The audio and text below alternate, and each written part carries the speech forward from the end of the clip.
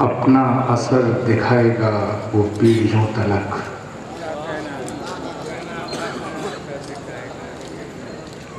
अपना असर दिखाएगा वो पीढ़ियों तलक।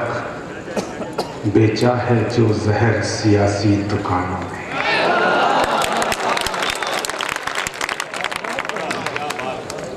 सदर मोहतरम और हाज़रीन, मैं एक जलसे में गया, तवज्जो चाहूँगा। मैंने पूछा ऑर्गेनाइजर से कि इस जलसे को किसकी जानिब से मुनक्किद किया गया है और इसका क्या नाम दिया गया है, उन्वान क्या है। तो उन्होंने कहा कि इसको महासिने इस्लाम का नाम दिया गया है। महासिने इस्लाम यानी इस्लाम की खूबियाँ। मैंने कहा कि इस्लाम अलहदा है और खूबियाँ अलहदा हैं, तब तो महसिने इस्लाम की बात की जाए। मैं तो ये समझता हूँ कि खूबियों का नाम ही इस्लाम है। खूबियों का नाम ही इस्लाम है, जहाँ तक मैंने महसूस किया है। लेकिन अफसोस के साथ कहना पड़ रहा है कि जब इस्लाम को मानने वाला और अपने आप को मुसलमान कहने वाला शख्स जुल्म के रास्ते पे चलने की बात करता है, दहशतगर्दी के रास्ते पे चलने की बात करता है, किसी का लहू बहाने की बात करता है, किसी के हक को छीनने की बात करता है, बेगुनाहों का कत्ल करने की बात करता है, तो मैं उसे मुसलमान मानने को तैयार नहीं हूं।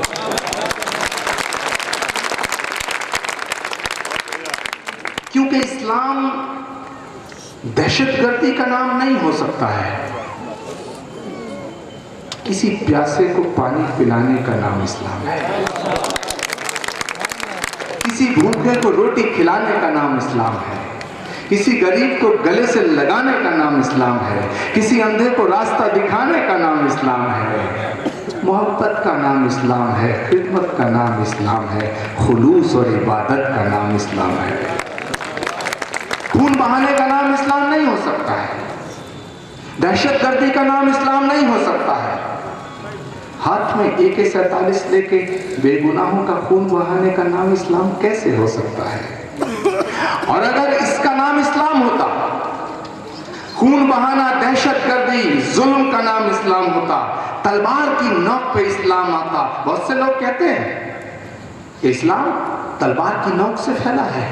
मैं कहता हूं कि अगर जुल्म का नाम इस्लाम होता, दहशतगर्दी का नाम इस्लाम होता, जबरदस्ती का नाम इस्लाम होता, तो सारी दुनिया में यजीदियत फैलती, इस्लाम ना फैलता।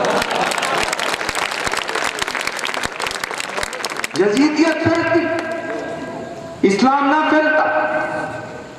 और आप सब उनको चाहने वाले हैं, उनके चाहने वाले हैं जिनकी शान में झुक करके पेड़ सलाम किया करते थे, जिनके सर पे साया करने को बादल का टुकड़ा चला करता था। वो रसूल पाक,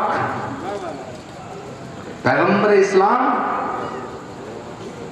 जिनके ऊपर कोई औरत गंदगी फेंकती थी और 1-2 दिन नजर नहीं आई तो पूछ बैठे कि भाई कहाँ है, कहीं उसकी तबीयत खराब तो नहीं है। इसका नाम इस्लाम है साहब। एक उसूल है, साइंस भी मानती है कि जो सख्त होता है, जो सख्त होता है, कठोर होता है, कट्टर होता है, होता है, फैलता तो वो है जो लचीला होता है। लेकिन दोस्तों, बड़ी जिम्मेदारी से एक बात कहना चाहता हूं, क्योंकि काबिल तारीफ और मुबारकबाद के काबिल हैं इस प्रोग्राम के ऑर्गेनाइजर्स, कि इन्होंने इस दौर में की शुरुआत की है। और मैं शौकत भारती के लिए कहना चाहता हूं, जो तुमने एक आवाज दी है, जिस आवाज पे मैं चल के आया हूं, जिस आवाज पे ईरान से हमारे मेहदी साहब चल के आए हैं, आगा मेहदी साहब, मैं चाहूंगा उनकी शान में जरा जोरदार तालियां।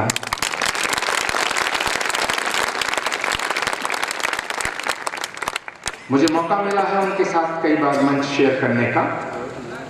मैं जानता हूं बेहतरीन मुल्क से बेहतरीन शख्सियत आपके बीच में आई है।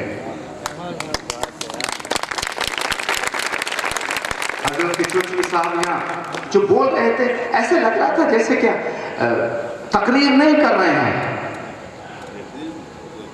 कोई उसके पैगंबर का पैगाम दे रहे हैं।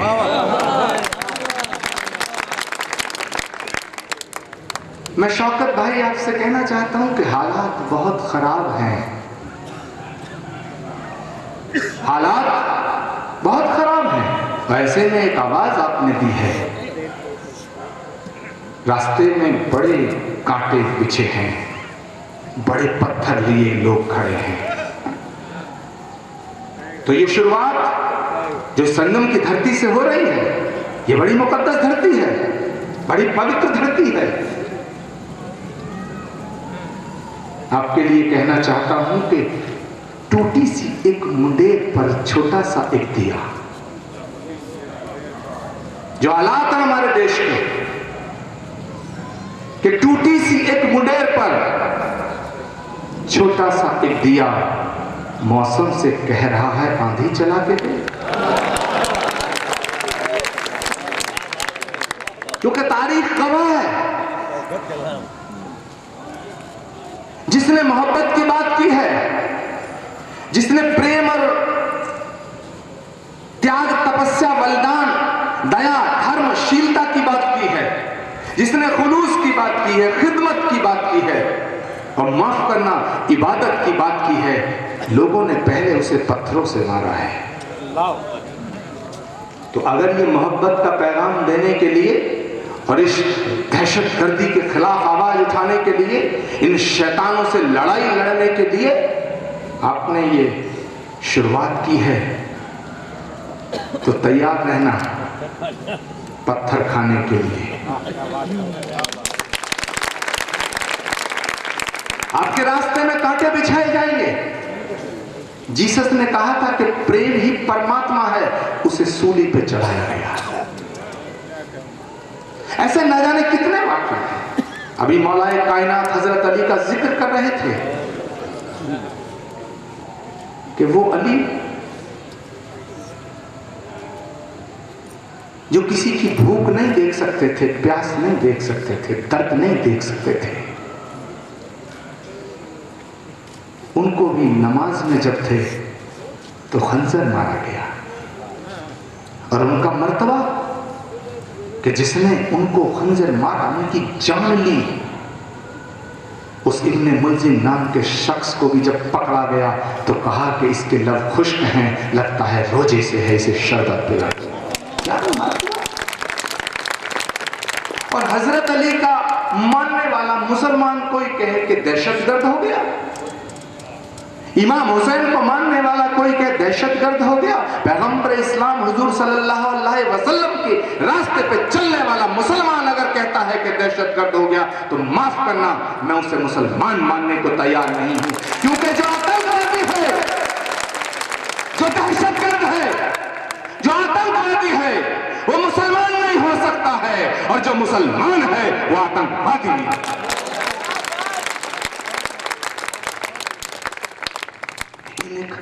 हवा चल रही है साहब,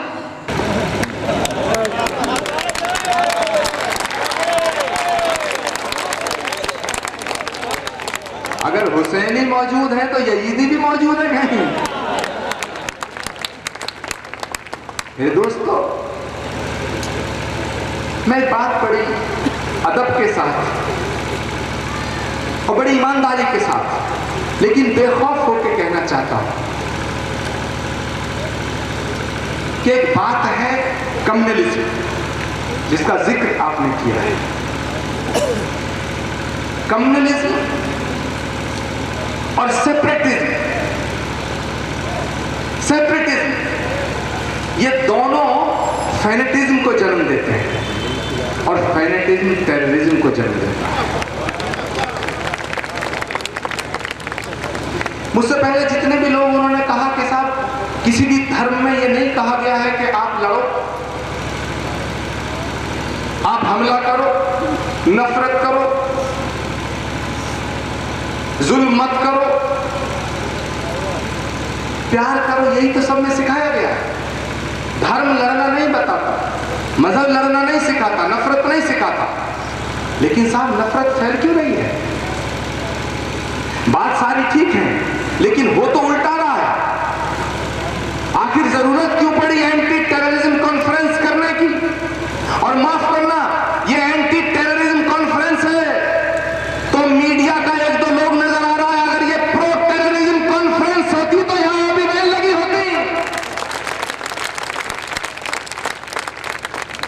आप में से कोई उठे, मौलाना चाहे वो नमाज पढ़ता हो या ना पढ़ता हो, सिर्फ हिंदुओं को गाली देना शुरू कर दे, हीरो बना दिया जाएगा। और हमारी तरफ भी कमी नहीं है महाराज। कोई पूजा करता हो ना करता हो, व्रत अनुष्ठान हवन यज्ञ करता हो ना करता हो, मंदिर जाता हो या ना जाता हो, मुसलमानों को गाली देना शुरू कर दो, हीरो बना दिया जाएगा। क्या हो रहा है और क्यों हो रहा है, इस पे गौर करना बड़ा जरूरी है। एक आवाज उठती है हैदराबाद से कि ये मुल्क केवल मुसलमानों का है, और एक आवाज उठती है गोरखपुर से कि ये मुल्क केवल हिंदुओं का है। बड़े बड़े तमाशे हो रहे साहब। कोई कहता है कि घर वापसी, मेरी आदत है मैं बात दिल से करता हूं, अलग से कम करता हूं। झगड़ा बहुत है मेरी जान को। मलिक साहब, मैं ये कहना चाहता हूं, एक बड़ा अच्छा शब्द दिया घर वापसी। अब बताओ इसमें किसी का क्या लेना देना? इधर मस्जिदें हैं, उधर है शिवालय, जहां मुतमईन हो वहीं सर झुका ले।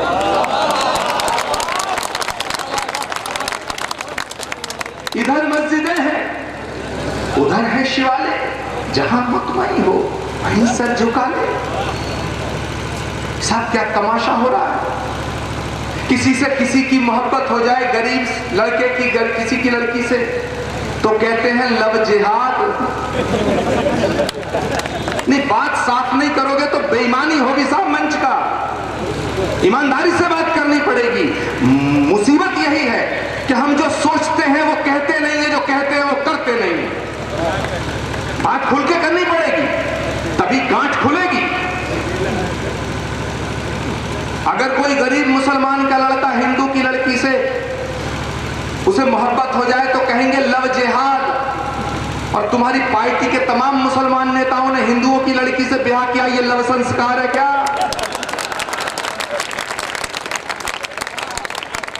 ये लव संस्कार है? अरे घर वापसी करानी है तो रहमतुल्लाह की अब्दुल्ला की क्यों कराते हो? शाहनवाज की कराओ, मैं स्वागत करने को तैयार हूं।